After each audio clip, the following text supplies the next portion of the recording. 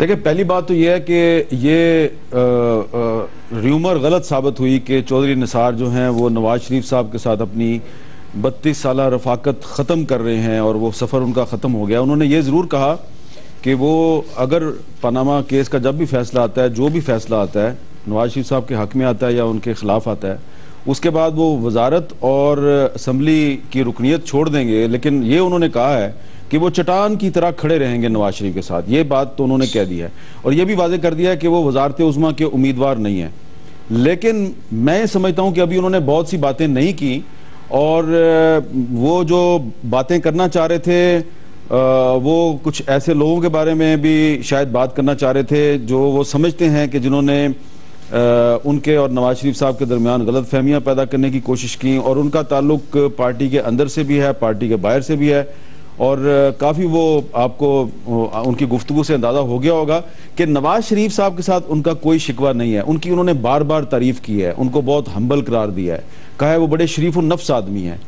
لیکن ان کا غصہ، ان کی لڑائی، ان کی خفگی، ان کی ناراضی جو ہے وہ کسی ایسی شخصیت کے ساتھ ہے جو نواز شریف صاحب کے ارد گرد ہے. اب وہ کون ہے یہ شاید وہ بتانا چاہ رہے تھے اور انہوں نے نہیں بتایا، اور یقیناً وہ شخصیت جو ہے وہ اس کا تعلق کابینہ سے نہیں ہے لیکن وہ کافی پاورفل ہے. اور چودھری نثار صاحب کا یہ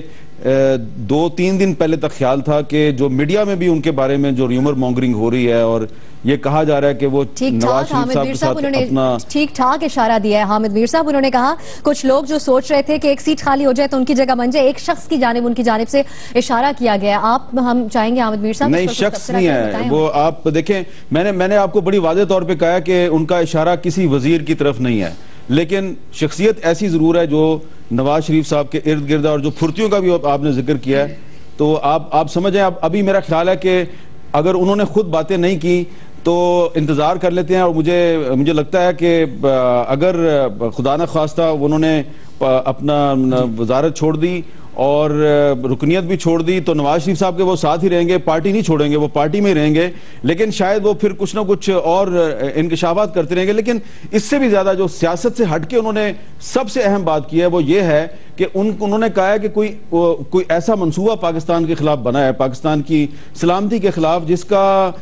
پتہ صرف ان سمیت 3 یا 4 لوگوں کو ہے. 2 کا تعلق فوج سے ہے اور 2 جو ہیں وہ سیولین ہے. تو یہ بہت اہم بات ہے اور یہ جو انہوں نے اشارہ کیا ہے یہ بہت زیادہ اہم ہے. یہ ہم سیاست میں الجھے ہوئے ہیں، عدالتی فیصلوں میں الجھے ہوئے ہیں، لیکن ایسا لگتا ہے کہ نیشنل سیکیورٹی کے حوالے سے چودھری نثار صاحب کے پاس کوئی بہت بڑی انفارمیشن ہے اور انہوں نے یہ قوم کو بتانے کی کوشش کی ہے کہ آپ یہ جو آپس کی لڑائی ہے اس سے ہٹیں اور یہ نیشنل سیکیورٹی کی طرف بھی توجہ دیں.